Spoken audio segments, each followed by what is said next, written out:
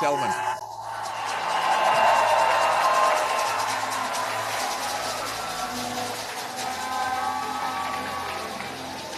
Alléluia. Bonjour.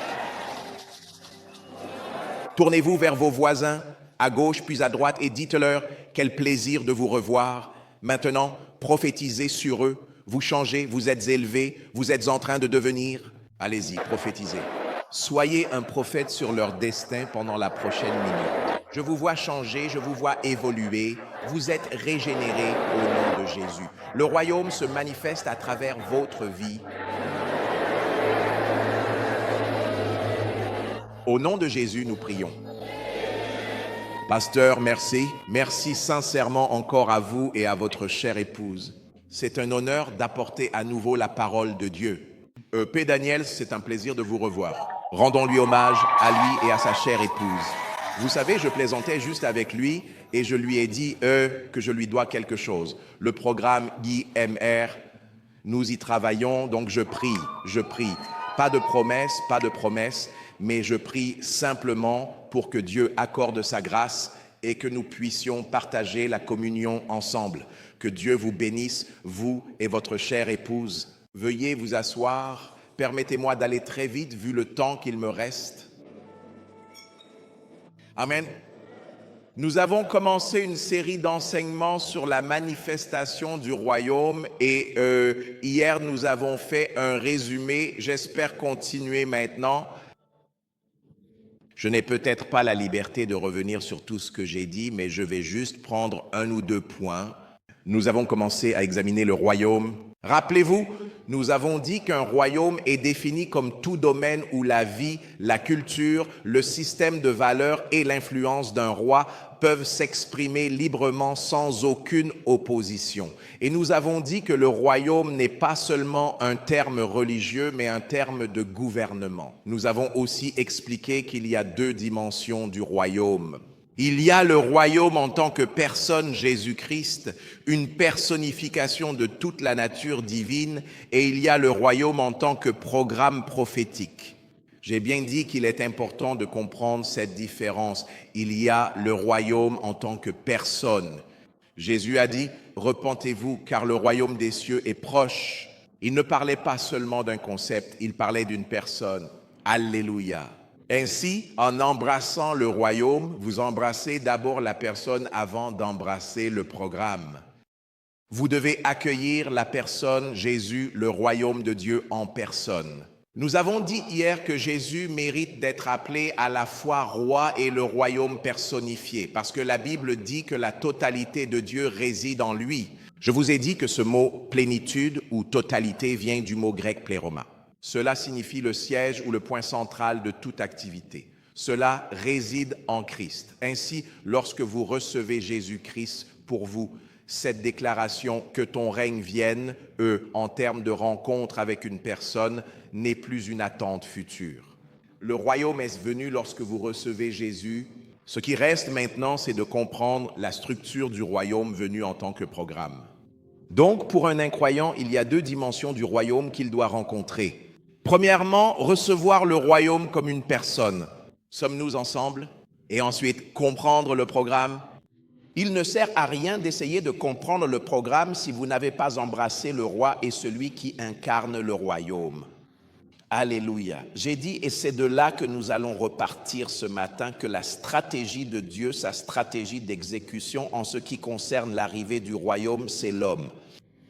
L'homme a toujours été la stratégie de Dieu pour faire naître et manifester ses desseins sur la terre. Nous allons donc partir de là.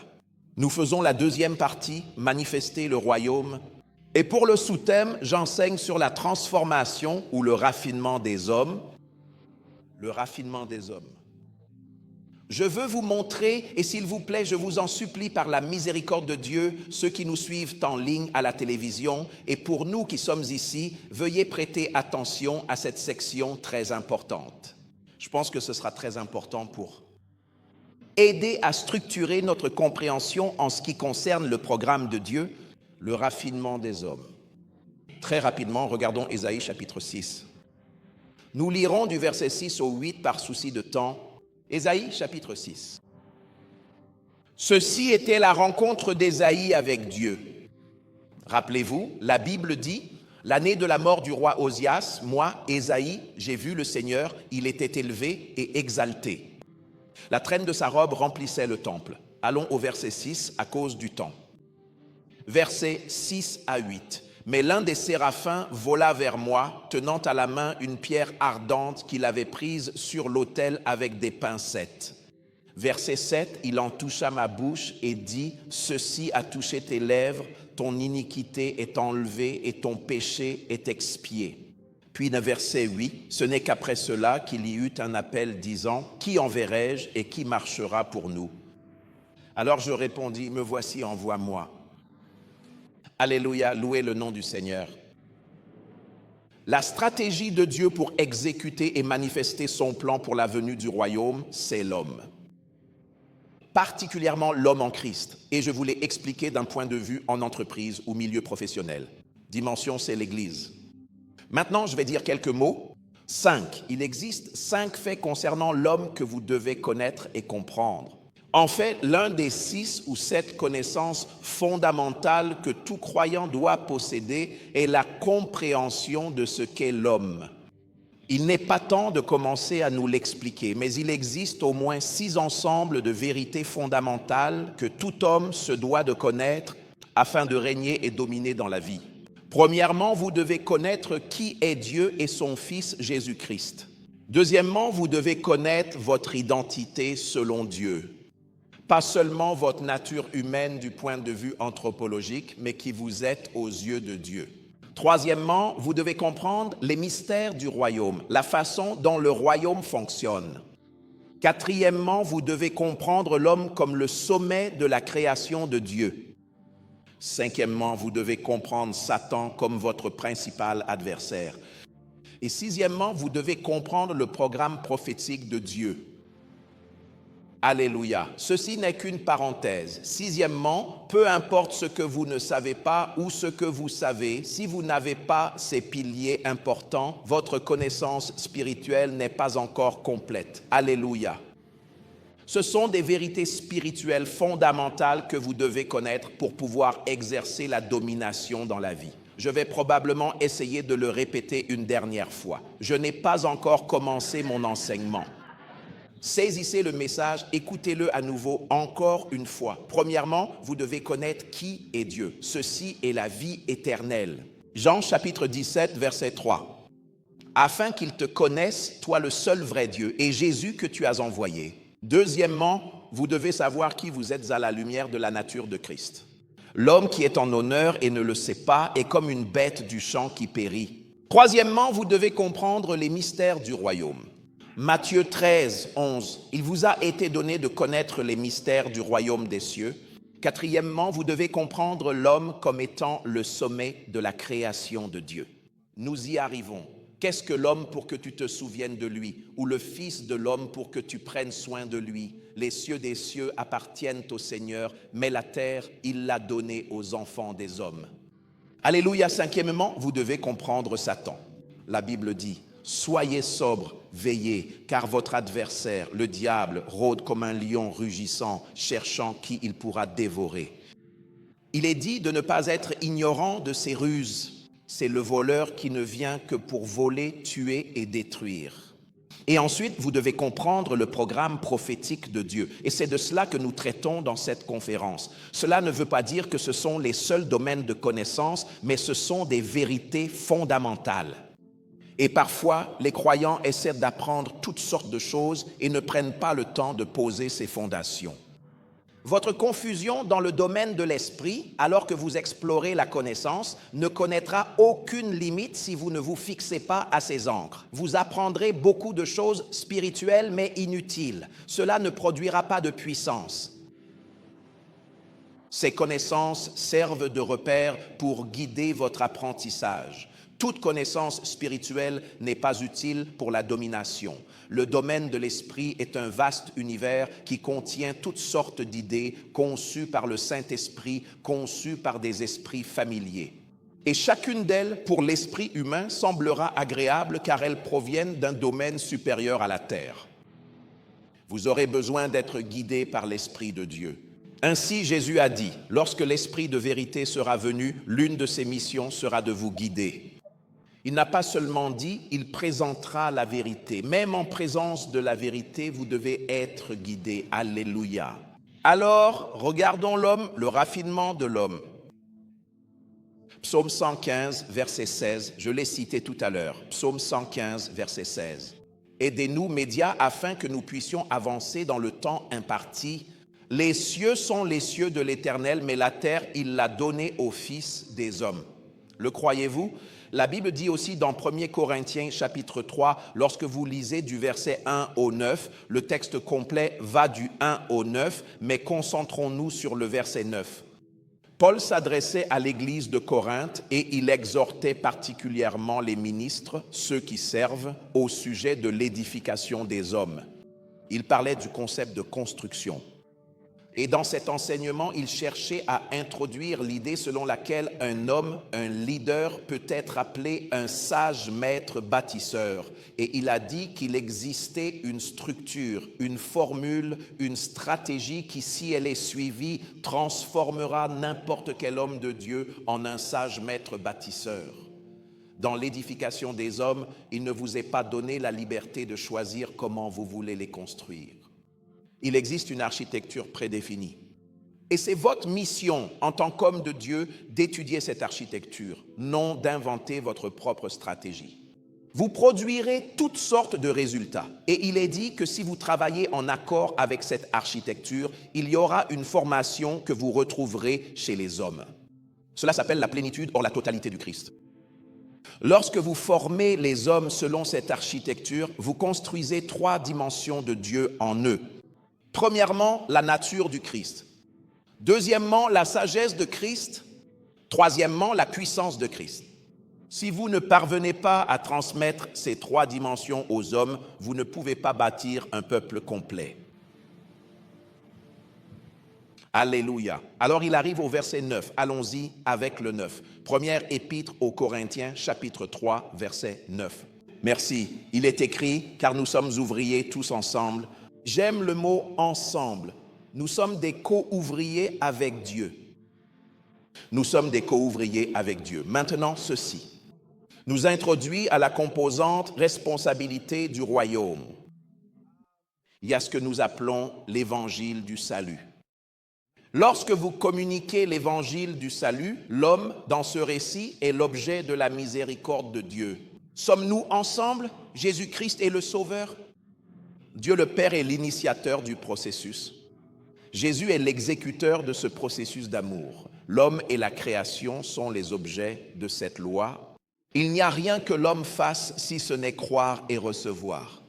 Voilà la portée de l'évangile du salut. Mais lorsque vous enseignez l'évangile du royaume, Jésus va au-delà du Sauveur. Il devient Seigneur.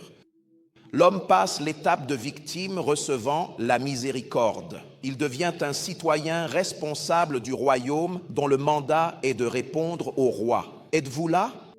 Si votre compréhension de l'évangile se limite à l'évangile du salut de l'âme, vous serez très limité. Qu'est-ce qui produit des réformateurs? Qu'est-ce qui produit des témoins? Ce n'est pas seulement l'évangile du salut. L'évangile du salut nous initie au royaume. Mais l'évangile du royaume nous construit, nous raffine et nous place dans une position où nous pouvons servir les desseins du royaume avec excellence. Si vous suivez, dites Amen. Nous sommes donc des parties prenantes. Cela introduit désormais de la responsabilité. Dans Hébreux chapitre 3, je crois, et verset 11, Paul utilise une expression très belle. Il nous appelle à participer à l'appel céleste. S'il vous plaît, partagez-nous cela. Hébreux chapitre 3, je crois, verset 1. Hébreux 3, verset 1. Participant de la céleste vocation, il est dit, c'est pourquoi, frères saints, qui avaient part à... C'est un appel céleste. Ce n'est pas un appel terrestre, mais il y a un partenariat entre nous et Dieu par son esprit, un appel céleste. Est-ce que quelqu'un apprend maintenant? Le canal de Dieu, la stratégie de Dieu a toujours été et sera toujours les hommes. Si Dieu veut atteindre une nation, ce sera à travers les hommes. Si Dieu veut bénir un individu, ce sera à travers les hommes. Si Dieu veut transmettre sa vie, sa grâce, sa sagesse, ce sera à travers les hommes. Alléluia. Maintenant, quelques points très rapidement à propos des hommes. Premièrement, les hommes ou les humains, comme nous les appelons, sont la plus haute création de Dieu. Une révélation discrète mais forte. L'homme est la plus belle, le sommet de la création de Dieu. Dans Genèse chapitre 1, lorsque vous lisez les versets 26 à 28, la Bible dit « Faisons l'homme Adam ». À notre image, selon notre ressemblance, vous savez, et ainsi de suite. Et lorsque vous allez dans le psaume 8, le psalmiste commence à donner une perspective. Il dit « Qu'est-ce que l'homme pour que tu te souviennes de lui ?» Ou le fils de l'homme pour que tu prennes garde à lui. Tu l'as fait un peu inférieur aux anges. Tu l'as couronné de gloire et d'honneur. Tu l'as établi sur les œuvres de tes mains et tu as tout mis sous ses pieds. Voilà l'homme pour vous. L'homme est le sommet le plus haut de la création de Dieu. Deuxièmement, toute activité qui se produit sur la terre dépend de l'homme. Veuillez noter cela. Toute activité qui se produit sur la terre, qu'elle soit bonne ou mauvaise, dépend de l'homme. La raison pour laquelle Satan semble encore important ou agir comme s'il l'était, c'est parce qu'il y a un homme qui est encore en partenariat avec lui. Vous me suivez? Toute activité sur la terre dépend de l'homme. Toute activité, même celle qui donne la vie, dépend de l'homme. Le ministère du vol, du meurtre et de la destruction dépend de l'homme. L'homme a toujours été l'intermédiaire entre le bien et le mal. Est-ce que quelqu'un suit maintenant? Oui.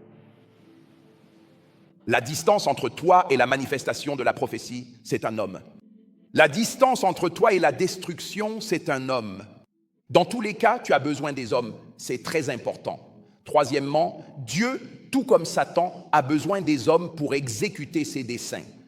Dieu, tout comme Satan, a besoin des hommes pour exécuter ses programmes. Le ministère de Jésus qui donne la vie a besoin des hommes. Il nous a apporté la vie, mais cette vie est transmise aux hommes, par les hommes. Le ministère de la destruction passe aussi par l'homme. Psaume 89, verset 21. Je crois, il est écrit, j'ai trouvé David. Peux-tu imaginer Dieu être heureux d'avoir trouvé un homme? Celui qui a créé les hommes se réjouit enfin d'avoir trouvé un homme. Il a dit, j'ai trouvé David, mon serviteur. Je n'ai pas le temps d'enseigner là-dessus, mais faites attention à ces 6 premiers mots. Là s'y trouve un secret de l'onction. Dieu a trouvé David, mais il cherchait son serviteur. Il peut vous trouver en 1999, mais trouver son serviteur en 2027. Il ne cherche pas seulement David, il cherche son serviteur. L'huile sainte ne descend pas sur David, elle descend sur celui qui est prêt à servir. Pour certains d'entre vous, Dieu vous a trouvé, mais il cherche encore en vous son serviteur. Mais ce n'est pas le sujet de mon message. Comment en suis-je arrivé là? Alléluia, donc je dis simplement que Dieu a besoin des hommes, même s'il peut se passer d'eux. Mais il les a déjà intégrés dans son plan et il n'a pas honte de se montrer vulnérable en montrant qu'il a besoin de nous. Satan aussi a besoin des hommes. Il ne le montrera pas, mais il a désespérément besoin des hommes. Dans 2 Thessaloniciens, chapitre 3, verset 2, la Bible parle d'un certain groupe d'hommes. Donnez-le nous, 2 Thessaloniciens, chapitre 3, verset 2. Je prie pour vous avant que nous lisions ce passage, que vous ne rencontriez jamais ce genre d'homme. Criez « Amen » si vous êtes sérieux. Il est écrit, afin que nous soyons délivrés des hommes déréglés et méchants. Qui les a rendus ainsi? Jésus n'a-t-il pas parlé de certains des scribes et des pharisiens? Il dit, vous êtes les enfants de votre père, le diable. Cela signifie que Satan a lui aussi une armée. Il y a ceux qui savent qu'ils le servent. Il y en a qui ignorent qu'ils le servent. Ils font tous partie de son armée, sans exception. Alléluia, louez le nom du Seigneur. En fait, dans le chapitre 6 des Proverbes, lorsque vous lisez les versets 16 à 19, il y a 7 types d'hommes dont Satan dépend. Septembre, une fois que ces hommes manquent sur un territoire, Satan reste inefficace. La prêtrise a pour but de réduire, voire détruire la structure qui forme ces hommes. Veuillez nous le montrer à l'écran. J'ai envie de vous montrer ça avant même de nous connecter à certaines choses. 6 choses que le Seigneur déteste. et même 7 qu'il a en horreur. Observez les 7 types d'hommes dont Satan a besoin pour détruire tout territoire. Prêt? Numéro 1, l'homme orgueilleux. Numéro 2, les menteurs. Numéro 3, les hommes qui versent le sang des innocents. Numéro 4, un cœur qui conçoit de mauvaises pensées. Numéro 5, les pieds qui se hâtent de courir au mal. Numéro 6, un faux témoin qui dit des mensonges. Numéro 7, celui qui sème la discorde parmi. Laissez-moi vous dire ceci. Chaque fois que Satan veut détruire une église, une communauté, il ne commence pas avant d'avoir créé cette formation. Une fois que vous le laissez créer cette formation en 7 points, il y aura des problèmes dans votre famille. Il y aura des problèmes dans votre ministère. Sommes-nous ensemble? Revenez en arrière. Chaque pasteur devrait aller étudier ce passage des Écritures. Ces 7 hommes.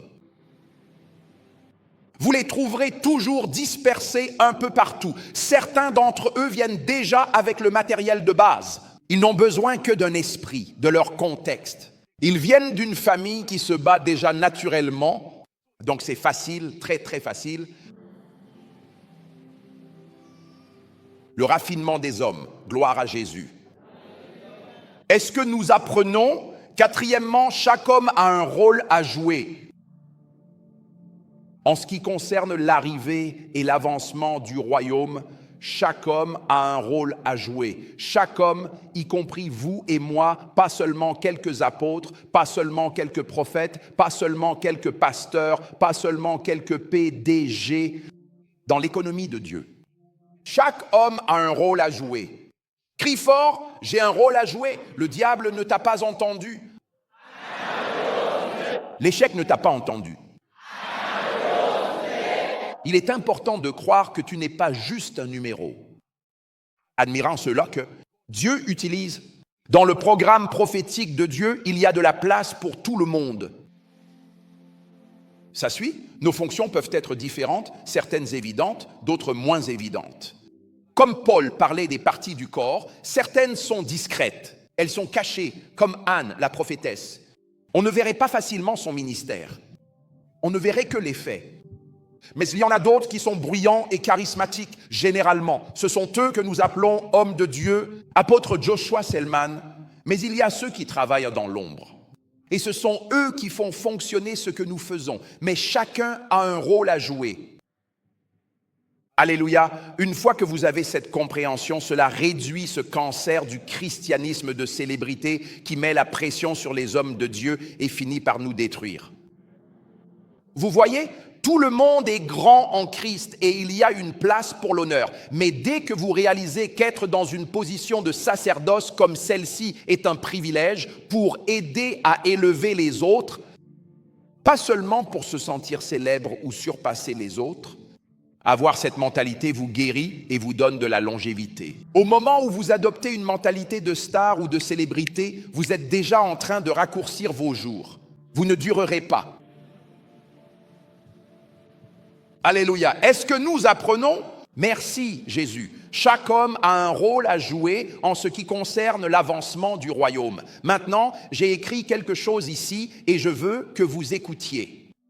Notre indifférence, notre partenariat fidèle déterminera l'étendue de l'avancée du royaume. Notre nonchalance ou notre partenariat fidèle déterminera l'étendue de l'avancée du royaume. J'appelle toujours l'avènement du royaume, l'avancement du royaume. J'emploie ces mots de façon interchangeable, mais ils signifient exactement la même chose. Lorsque nous devenons nonchalants vis-à-vis du programme de Dieu, alors nos territoires ne peuvent expérimenter le poids de sa culture, de son influence, de sa vie et de sa puissance. Mais lorsque nous entrons dans un partenariat fidèle, alors vous voyez que nous sommes capables de transmettre la vie, la sagesse, la grâce et la puissance de Dieu à travers notre territoire. Alléluia, c'est très important.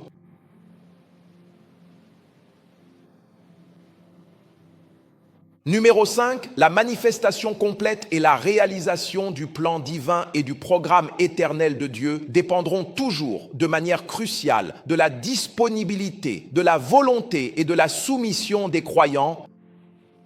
La manifestation du programme de Dieu sur la terre, ce que vous appelez l'avènement du royaume, dépendra toujours de la disponibilité, de la volonté et de l'abandon des croyants.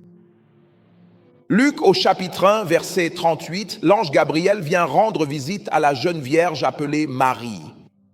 Et après lui avoir révélé ce que Dieu voulait accomplir à travers elle, Dieu ne l'a pas imposé Jésus. Imaginez si l'ange était apparu à Marie et avait dit « J'ai été envoyé par Dieu, celui qui t'a créé. Il a dit « J'ai besoin de ton ventre et que tu le veuilles ou non, tu dois donner naissance à Jésus. » Sache que lorsque tu découvriras une grossesse, c'est Jésus. Non, il n'agirait pas ainsi. Ce sont les esprits démoniaques qui agissent ainsi. Il est venu proposer « Donne-le-nous ». Luc 1, 38. Voici la servante du Seigneur. Elle devait s'offrir volontairement. Elle a dit « Qu'il me soit fait selon ta parole » et c'était tout. La manifestation du programme de Dieu sur la terre dépendra toujours de la disponibilité, de la volonté et de la soumission des croyants. Maintenant, au cœur de ma discussion, je veux vous montrer le chemin pour produire des hommes raffinés. C'est très important. Je l'ai moi-même étudié parce que ma passion est de former des croyants de qualité. Parler des choses qui ne vont pas dans le corps du Christ ne résoudra pas nécessairement le problème. Nous devons obtenir la grâce de Dieu pour revenir en arrière et examiner l'architecture qui a été donnée par Dieu. Sommes-nous ensemble? Chaque fois qu'il y a un défaut dans le produit, on revient en arrière et on fait une rétro-ingénierie où on étudie comment ça a été fait. Qu'est-ce qui a manqué quelque part? Et je peux vous dire, il y a de nombreuses lacunes. C'est la raison pour laquelle nous produisons toutes sortes de croyants et Dieu nous aidera. Et c'est pour cela qu'il a créé des plateformes comme celle-ci pour aider dans ce processus de restauration. Au nom de Jésus-Christ. Maintenant, que ton règne vienne, comme je vous l'ai enseigné hier, est divisé en 3 parties. Vous vous souvenez, je vous ai enseigné hier que le projet « Que ton règne vienne » ou l'avancement du royaume, comme nous l'appelons, est divisé en 3 parties. Il y a un programme pour le monde des pécheurs, s'il vous plaît, écoutez. S'il vous plaît, écoutez. Que ton règne vienne, en tant que programme de Dieu, est divisé en 3 parties. C'est la grande commission, c'est que ton règne vienne, c'est l'avancement du royaume, c'est l'agenda prophétique de Dieu. Vous parlez de la même chose. C'est divisé en 3 parties. Premièrement, Dieu a un programme pour le monde des non-croyants. Cela doit être compris. Deuxièmement, Dieu a un programme pour l'Église. Et troisièmement, Dieu a un programme pour la société. Vous devez comprendre ces 3 dimensions du royaume. L'agenda du règne à venir. Il y a un programme pour le monde incrédule, le monde qui ne croit pas en Dieu et Jésus. Il y a un programme pour l'Église et ensuite il y a un programme pour la société. Le programme pour le monde des non-croyants s'appelle l'évangélisation mondiale. C'est le nom du programme. Dieu a attribué un programme. C'est le système officiel de recrutement de Dieu. C'est ainsi qu'il transforme un pécheur ou un incroyant, pour mieux dire, afin qu'il entre dans le royaume. Il n'y a pas d'autre moyen. Il n'y a pas 3 canaux, ni 4. Il n'y a qu'un seul canal autorisé qui puisse convertir une personne non sauvée, un incroyant, pour qu'il devienne un enfant de Dieu. C'est le salut. Est-ce que quelqu'un apprend maintenant? Il est dit, car Dieu a tant aimé le monde qu'il a donné son Fils unique, afin que quiconque croit en lui ne périsse pas, mais ait la vie éternelle. Le verset 17 dit, car Dieu n'a pas envoyé son Fils dans le monde pour condamner le monde, mais afin que le monde par lui croie ou soit sauvé. Voilà donc le programme. Je dis cela parce qu'en tant que croyant éclairé, dès que vous voyez un non-croyant, votre plus grand désir pour lui ne devrait pas être simplement de faire des affaires avec lui. Votre plus grand désir pour un non-croyant, c'est de le voir sauvé. Ensuite, vous pouvez faire des affaires. Il peut vous conduire. Il peut être votre chauffeur ou votre PDG. Dans tous vos désirs pour cette personne, vous n'êtes pas encore conforme au royaume. Si votre cœur ne désire pas atteindre cette personne pour qu'elle soit sauvée, le besoin le plus important d'un non-croyant, c'est le salut. Il se peut qu'il ne le sache pas, qu'il ne l'admette pas, mais d'un point de vue spirituel, d'un point de vue du royaume, chaque fois que vous voyez un non-croyant, pensez à la moisson. Pas seulement un partenaire d'affaires, pensez à la moisson. Pas seulement un mari potentiel, une femme potentielle. Pas seulement un conjoint potentiel. Comment appelez-vous cela maintenant? PDG. Maintenant, ils viendront avec toutes sortes de prérogatives. Mais lorsqu'un croyant bien formé voit un non-croyant, il s'approche avec compassion, non avec condamnation, non avec haine. Chaque non-croyant dans la Bible est appelé une moisson. Il est déjà prêt dans la pensée de Dieu. Dieu n'appelle pas les non-croyants des pécheurs. Il les appelle la moisson.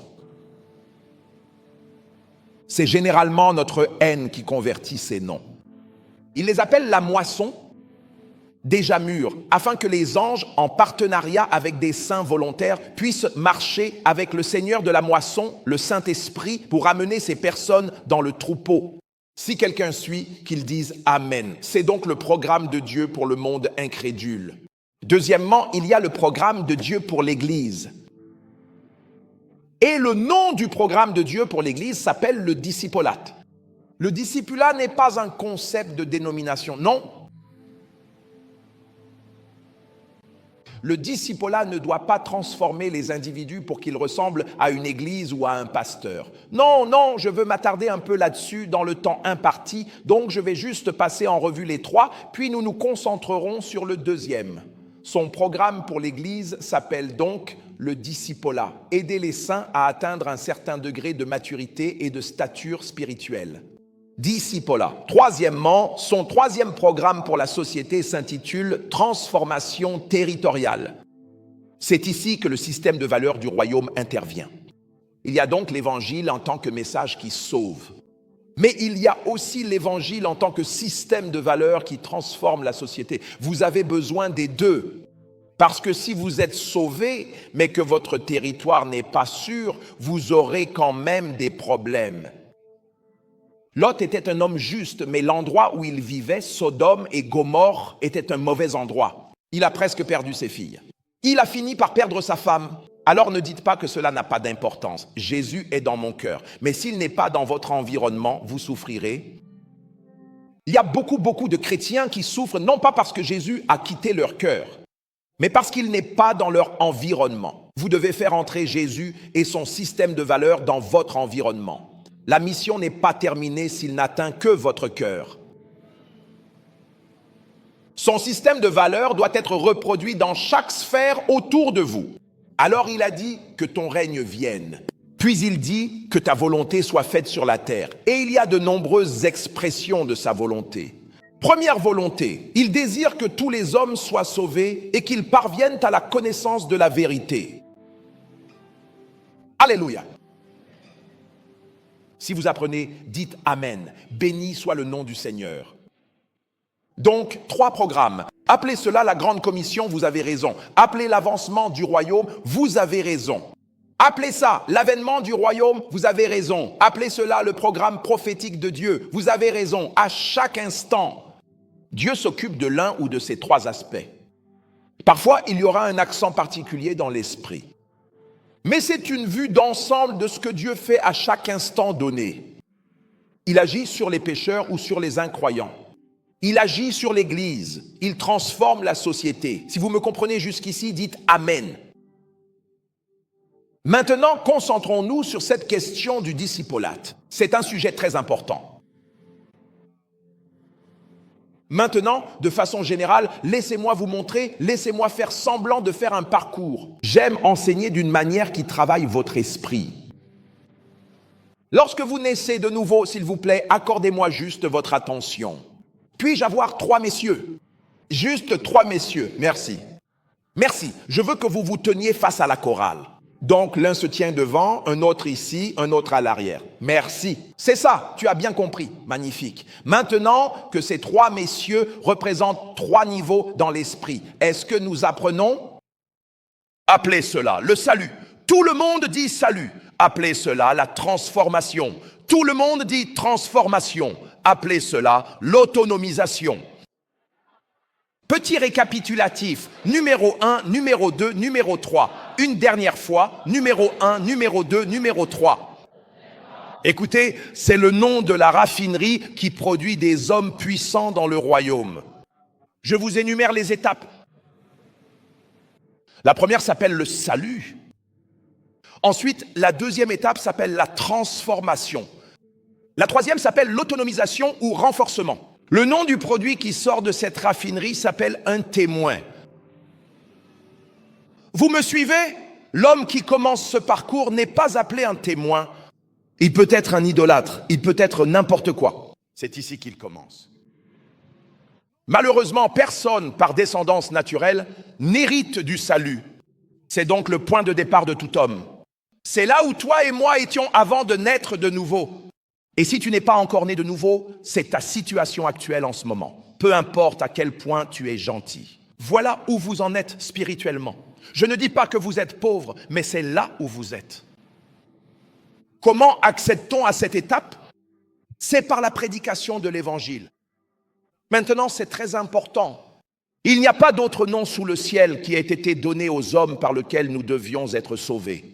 Quand tu veux amener des gens dans le royaume, leur donner un bon conseil ne les y fera pas entrer. Leur transmettre un impact ne les fera pas entrer dans le royaume. La guérison ne remplacera pas le salut. En fait, un bel enseignement de la parole de Dieu, même s'il pleure, n'apportera pas le salut. La seule façon pour les gens d'entrer dans le royaume, c'est par le roi de ce royaume lui-même, Jésus. Alors Jésus a dit, « Je suis le chemin ». Pas un des chemins. Est-ce que quelqu'un apprend maintenant? Et ce n'est pas toute information à propos de Jésus qui conduit au salut. Il y a une information précise à laquelle tu dois croire. Croire que Jésus est un homme bon ne te sauvera pas. Non, ce n'est pas la clé du salut. Croire qu'il a été un jour un prophète, ouais, il y a une dimension de Jésus à laquelle tu dois croire. Nous la trouvons dans le sermon de Pierre. Qu'il soit donc connu de vous, ô Israël, que ce même Jésus que vous avez crucifié a aujourd'hui été élevé comme Seigneur et Christ. Les démons croient en Jésus, mais ils ne croient pas au chemin qui mène au salut. Ils ne peuvent pas croire. Ils n'ont pas cette faculté de croire. Alors tu viens à la Covenant Nation ou tu viens pour Wofbeck et là tu entends l'évangile. Qu'est-ce que l'évangile? Une révélation de l'amour du Père. L'évangile est une révélation de l'amour du Père, démontré dans et à travers le sacrifice substitutif de Jésus-Christ. L'homme d'abord, puis la création étant l'objet de cet amour. Comprenez-vous ce que je viens de dire? Une révélation de l'amour du Père qui a été démontrée, écrite, animée, incarnée par le sacrifice expiatoire de Jésus-Christ. L'homme et la création sont l'objet de cette expression d'amour. Lorsque vous croyez à l'évangile, écoutez-moi bien, je vous prie. Lorsque vous croyez à l'évangile, que se passe-t-il exactement pour vous dans le domaine de l'esprit? Il y a 3 dons que vous recevez lorsque vous croyez à l'évangile. Premièrement, selon les Écritures, vous recevez le pardon des péchés. Deuxièmement, vous recevez le don de la justice. Troisièmement, vous recevez Zoé, la vie de Dieu. Il est important pour nous de pouvoir exprimer et défendre notre compréhension spirituelle. Alors quelqu'un est sauvé et nous applaudissons pour cette personne. Que vient-il de lui arriver? Qu'a-t-il reçu? Le pardon des péchés.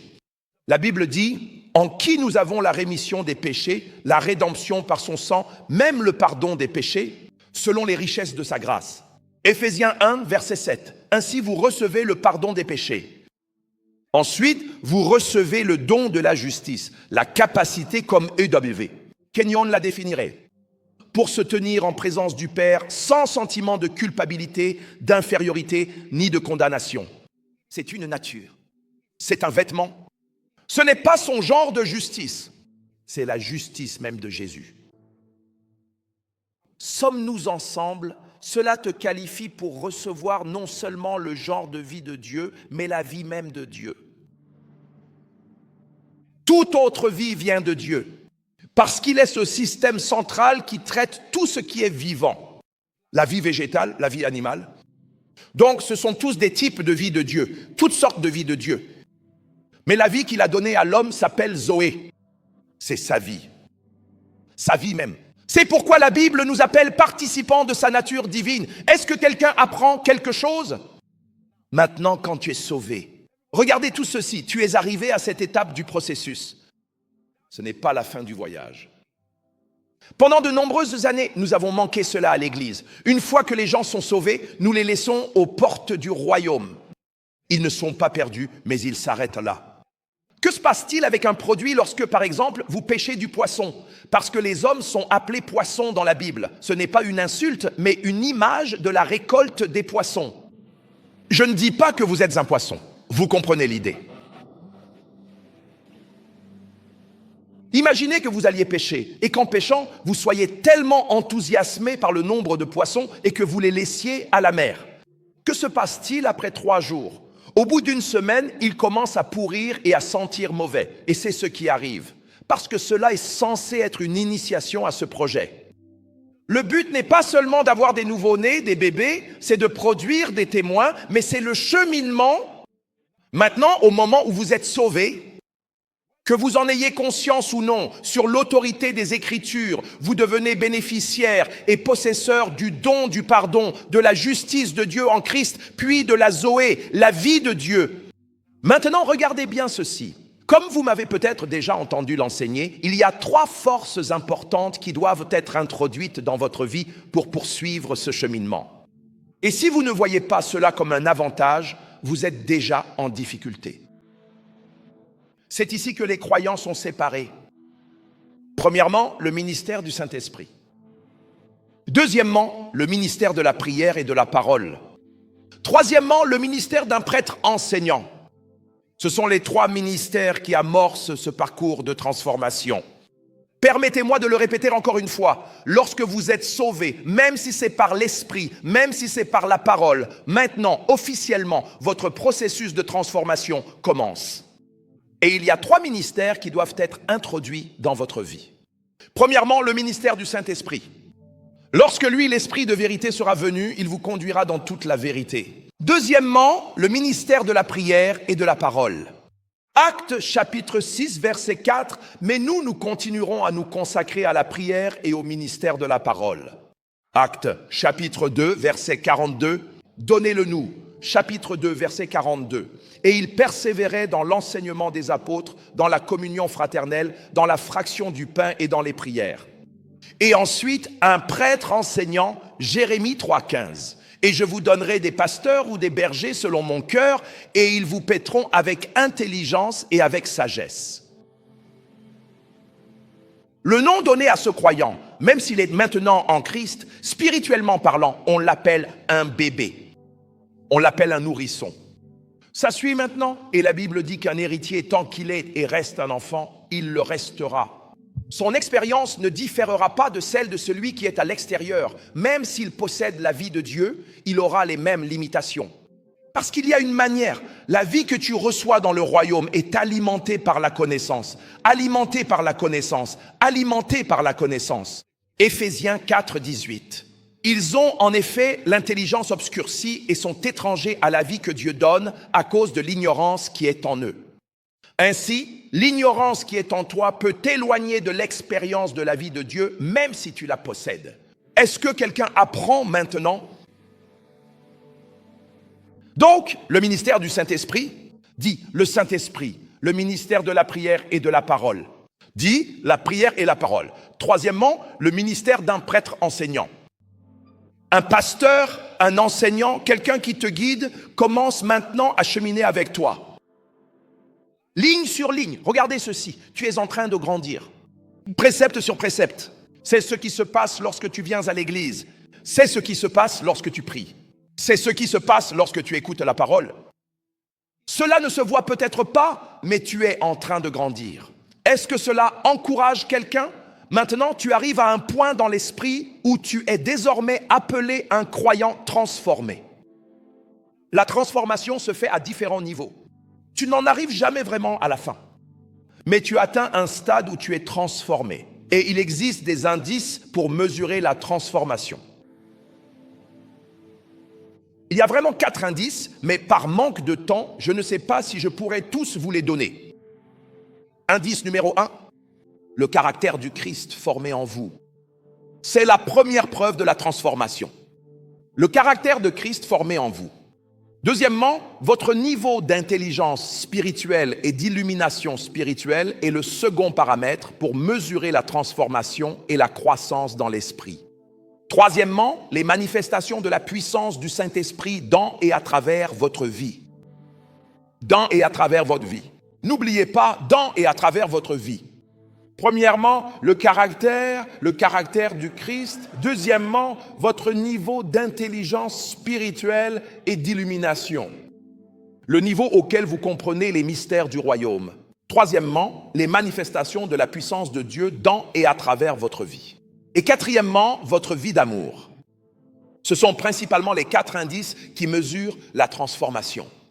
Ne me dis pas que tu grandis. Laisse-moi simplement voir ces 4 choses. Peu importe si tu as passé 30 ans à l'église, si je ne trouve pas ces 4 choses dans ta vie, ce n'est pas le Saint-Esprit qui t'a formé. Parce que si le Saint-Esprit te forme et que tu te soumets à la parole, voici ce qui se passe. Est-ce que nous apprenons maintenant? Maintenant, tout le monde, regardez bien.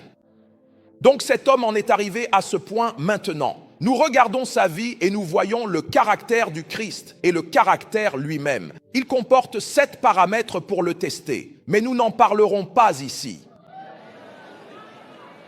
Sommes-nous ensemble maintenant? Oui, maintenant, écoutez. Je ne vous en donnerai qu'un. Ah, je vais vous en donner un. Vos mots.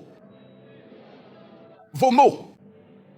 Car l'une des mesures de la perfection chrétienne réside dans vos paroles. Vos paroles révèlent automatiquement l'état de votre cœur. Pour purifier les croyants, ah non, j'ai 14 minutes, je dois l'optimiser. Pour purifier les croyants, le feu de l'affineur doit toucher 7 aspects de votre vie. Écoutez, premièrement, vos yeux. Deuxièmement, vos oreilles. Troisièmement, votre langue. Quatrièmement, vos mains. Cinquièmement, vos pieds. Je peux vous montrer tous les versets bibliques. Le feu de l'affineur n'agit pas en vous si ces éléments ne sont pas représentés. Premièrement, vos yeux. Deuxièmement, vos oreilles. Troisièmement, votre langue. C'est ce qui est arrivé à Ésaïe. Vous vous souvenez? Quatrièmement, vos mains. Cinquièmement, vos pieds. Et puis ce qui devrait même être le premier, votre cœur. Qui montera à la montagne de l'Éternel et qui se tiendra dans son lieu saint? Celui qui a quoi? Des mains innocentes et un cœur pur. Et ta langue et vos pieds, vous êtes donc raffinés lorsque nous vérifions ces indices. Nous utilisons des parties du corps, mais elles ont des significations prophétiques. Quoi qu'il en soit, nous sommes là. Nous sommes là.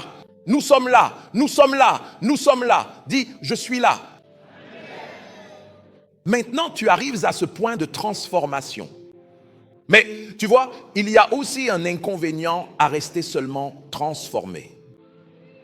Tu sais déjà ce qui devrait être, mais tu n'as pas la capacité de le réaliser. Ceux qui restent simplement à ce niveau, il n'y a presque rien de nouveau que vous puissiez leur dire, mais ils n'ont pas la grâce de vivre ou défendre cela. Si vous leur dites que Jésus guérit, ils le savent. Ils disent même, en fait, je suis déjà guéri, mais pour le manifester, ils n'y arrivent pas. Je sais qu'il rend prospère. Ils peuvent vous énumérer les différents niveaux de richesse du royaume, mais cela ne se manifeste pas dans leur vie. Ainsi, lorsque Jésus eut fini de former ces personnes pendant 3 ans et demi, elles n'avaient pas de problème de connaissance. Ce qui manquait, c'était la puissance. Alors, il a dit, restez à Jérusalem, afin qu'en plus des paroles que vous avez reçues, vous soyez revêtus de puissance.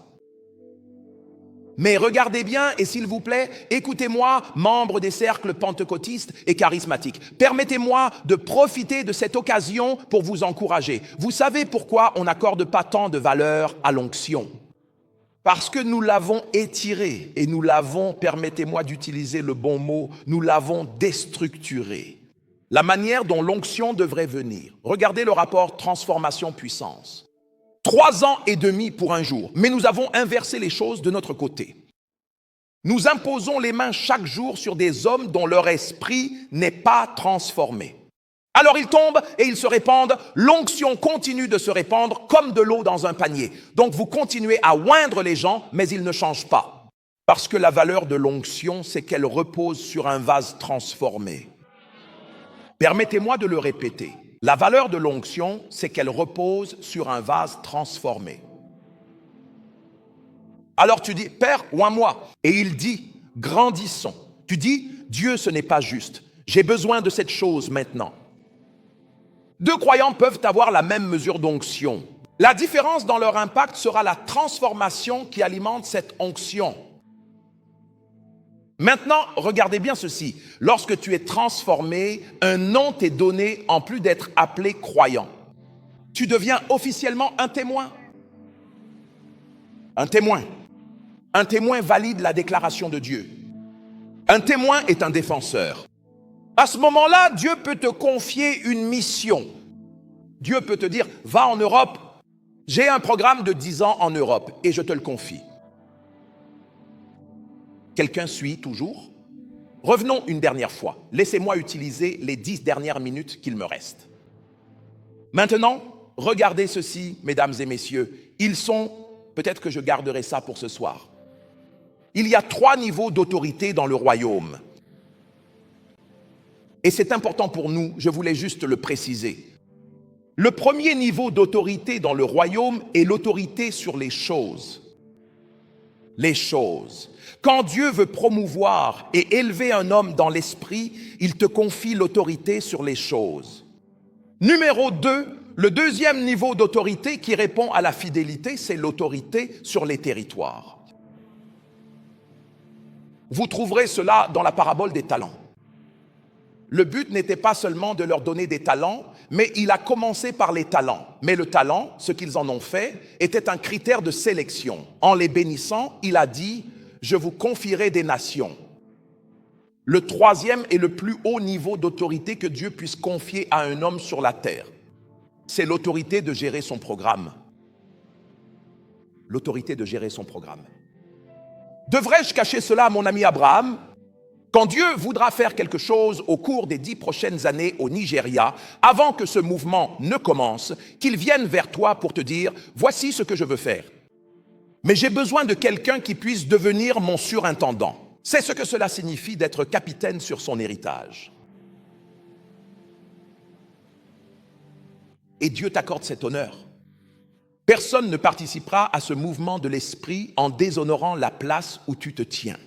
Dieu les renverra toujours vers toi. C'est l'honneur que tu reçois pour t'être aligné. C'est pourquoi parfois cela ressemble à de l'adoration humaine.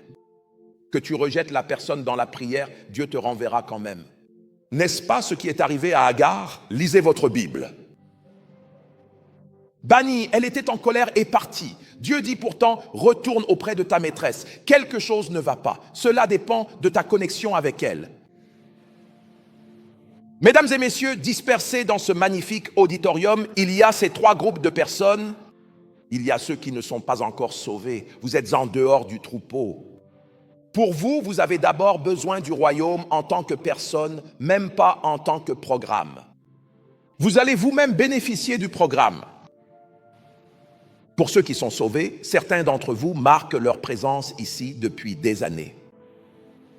Vous pouvez même être un ouvrier avec tout le respect que je vous dois, mais il est temps de grandir. Le ministère du Saint-Esprit, le ministère de la parole et de la prière, et grâce à Dieu, la nation de l'Alliance, je peux vous le dire, si vous ne le savez pas, Dieu vous a donné l'un de ses meilleurs prêtres enseignants. C'est vrai. Sommes-nous ensemble? Cela signifie qu'il n'y a aucune excuse. Mais le message d'espoir est le suivant. Quel que soit votre retard, vous pouvez commencer dès maintenant. Mieux vaut tard que jamais. Pour ceux qui ont déjà progressé, je vous encourage à persévérer. Le chemin de la transformation est l'étape la plus difficile du développement spirituel du croyant. Parce que pendant de nombreuses années, il semblera que rien ne change en vous. Vous deviendrez comme un arbre qui enfonce ses racines vers le bas. Mais cela ne se voit pas et les gens diront, cette église où tu vas, tu ferais mieux de faire attention. Vous voyez, les voies de l'esprit sont plus lentes pendant la phase de formation, mais la manifestation est presque instantanée. Lisez votre Bible et vous verrez le schéma. Joseph est resté pendant une période de 13 ans. De la prophétie à la manifestation. Mais la manifestation s'est produite en un jour. En un jour. Jésus, 33 ans et demi de préparation pour 3 nuits. Mais un matin glorieux, il est revenu d'entre les morts. Pour quelqu'un ici, peut-être êtes-vous arrivé au bout de votre processus. Les gens t'ont regardé et tu te demandes quand ces choses vont-elles se manifester? Quand ces choses vont-elles se manifester? Je suis venu te prophétiser que ce voyage de 10 ans que tu as commencé avec le Saint-Esprit, qui ne semble pas avoir porté de fruits visibles, c'est cette année que tu vas fleurir. C'est après 4 mois. Puis viendra la moisson, je parle prophétiquement à quelqu'un, littéralement 4 mois, puis viendra la moisson. Ta vie commencera à s'épanouir, ta vie commencera à fleurir, la gloire de Dieu se manifestera dans ta vie. Maintenant, regarde bien, écoute-moi. C'est ce qui arrive aux hommes dont on se demande soudainement, d'où sort-il celui-là? Il n'y a personne qui sort de nulle part. Ils sont généralement dans cette caverne d'Adulam et cela prend beaucoup de temps. L'homme chante seul mais personne n'entend sa voix.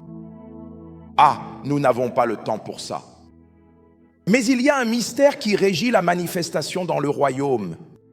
On l'appelle le mystère de la nuit et du jour. Genèse 1,5, pardonnez-moi. Pourquoi est-ce que vous continuez à me distraire? Votre faim me fait passer de page en page, de page en page. Votre faim tourne les pages dans mon esprit. Alléluia, la Bible dit qu'il appela la lumière jour et il appela les ténèbres nuit. Cela signifie que dans l'économie de l'esprit, chaque fois que Dieu dit nuit, il ne veut pas dire le soir. Il veut dire l'absence de lumière. Où la saison précédente, une saison de manifestation est appelée la nuit. Et la Bible appelle jour la présence de la lumière, ou lorsque ta saison arrive. Tu peux faire de bonnes choses, mais si c'est la nuit, est-ce que je te verrai? Quelqu'un peut-il me répondre? Peux-tu porter une belle robe? Tu peux porter une belle robe, mais sans lumière, je ne la vois même pas. Cela signifie-t-il que ta façon de t'habiller est mauvaise?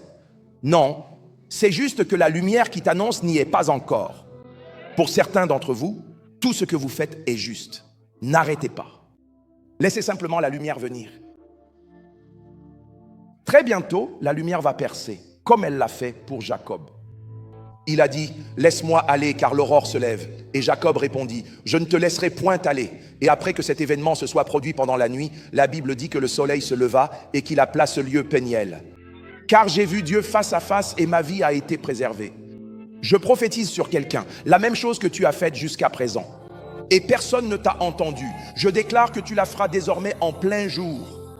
Et tu excelleras. Je te le dis par l'esprit de grâce. La même prédication, le même ministère, la même entreprise. Elle est à Lagos depuis 5 ans. Mais personne ne vous a vu. Je déclare au nom de Jésus que l'aurore se lève pour vous. Que le jour se lève pour vous au nom de Jésus. Alléluia.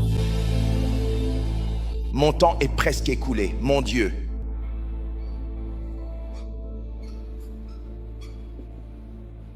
Messieurs, permettez-moi de vous laisser regagner vos places. Il me reste 3 minutes. Laissez-moi les utiliser pour vous expliquer. Ah d'accord, écoutez simplement. Travaillons avec ces 3 minutes. Alléluia. Vous voyez pourquoi il faut beaucoup de temps pour comprendre la parole de Dieu. Pas de nouilles instantanées, rien du tout. Vous vous asseyez et vous persévérez jusqu'à ce que vous receviez. Mais laissez-moi utiliser ces 3 minutes pour dire ceci très rapidement. Je suis désolé, je vais vous le lire. Le discipolat, ici j'ai écrit, et le processus continue de devenir progressivement semblable au Christ dans les pensées, les paroles et les actions par la puissance transformatrice du Saint-Esprit. Deuxièmement, le discipolat, ici c'est intentionnellement, un mentorat structuré pour les croyants afin qu'ils atteignent progressivement la maturité et une certaine stature en matière d'expérience, reflétant la vie, les valeurs, la victoire et la gloire de Dieu telles qu'elles sont manifestées en Jésus-Christ. Le discipolat consiste à bâtir la culture du royaume chez les croyants. Écoutez les affirmations suivantes. Seuls les croyants disciplinés et affinés peuvent exécuter efficacement l'agenda de Dieu intitulé « Que ton règne vienne ». Alléluia. Le discipolat définit nos idées sur Dieu, sur Satan, sur la victoire, sur le succès, sur l'échec, sur la vie. Et écoutez-moi, votre interprétation concernant tous ces sujets mentionnés passe par le prisme de votre compréhension. Ce que vous savez sur Dieu compte. Ce que vous savez sur Satan compte aussi. Ce que vous savez sur l'échec est important. Ce que vous savez sur la victoire est important. Ce que vous savez sur la destinée est important. La plus grande limitation, s'il vous plaît, écoutez. La plus grande limitation à l'accomplissement du programme de Dieu n'est pas la présence du mal, mais l'absence d'hommes véritablement affinés et disciplinés. Permettez-moi de le répéter. La plus grande limitation à l'accomplissement du programme de Dieu n'est pas la présence du mal, ni les malédictions, ni les démons. Ce n'est pas la plus grande limitation, mais l'absence d'hommes véritablement disciplinés et affinés. Alléluia. Désormais, le perfectionnement des hommes est avant tout la mission de l'Église. Ensuite, il est soutenu par d'autres institutions comme les écoles, les forces de l'ordre, les systèmes judiciaires. Attendre que le gouvernement change les hommes, attendre que les tribunaux et les prisons changent les hommes, attendre que les écoles changent les hommes ne fera que nous décevoir. Dans l'économie de Dieu, la structure est l'institution principale qui affine, développe et libère les réformateurs. C'est l'Église. Toutes les autres institutions gouvernementales sont des systèmes de soutien.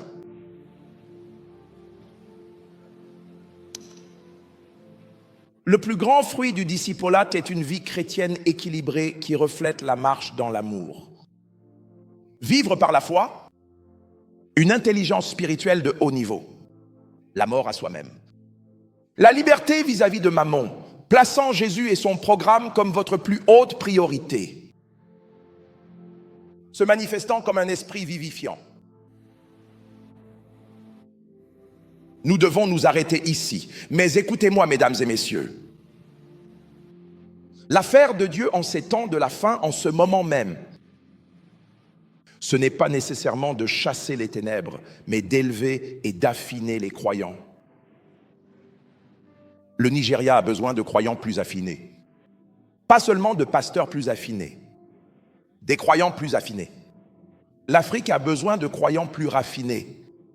Mesdames et messieurs, le raffinement des hommes ne se produira pas simplement lorsque vous êtes en colère ou lorsque vous en parlez et que vous criez.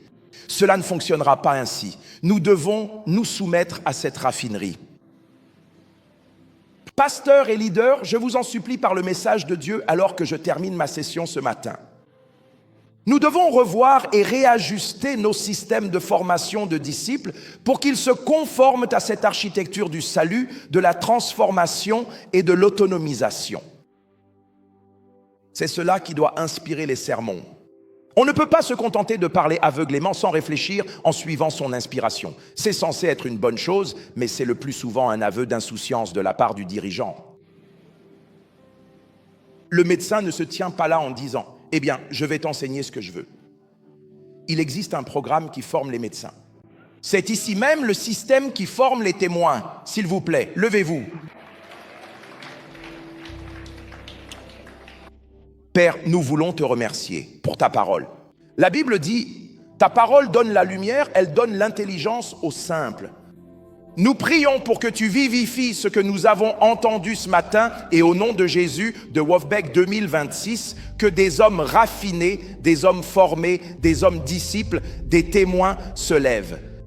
Qui changeront le cours des choses dans cette nation, en Afrique, dans les nations du monde entier et qui feront avancer le royaume de Dieu.